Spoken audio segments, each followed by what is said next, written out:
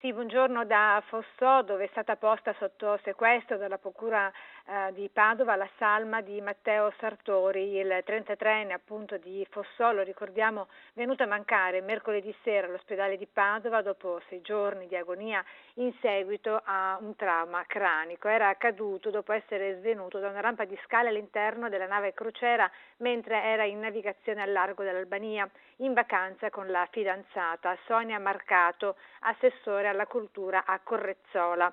Il corpo del 33enne ora è a disposizione dell'autorità giudiziaria che dovrà valutare se effettuare l'autopsia e disporne ulteriori accertamenti. Slitta ancora dunque la data dei funerali che una volta fissati sembra verranno celebrati in Duomo.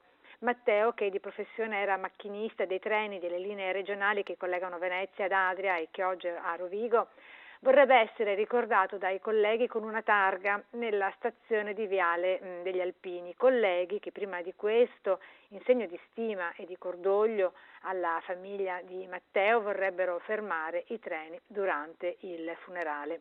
Dunque non resta che attendere l'esito dell'autopsia qualora si disporrà secondo autorizzazione dell'autorità giudiziaria.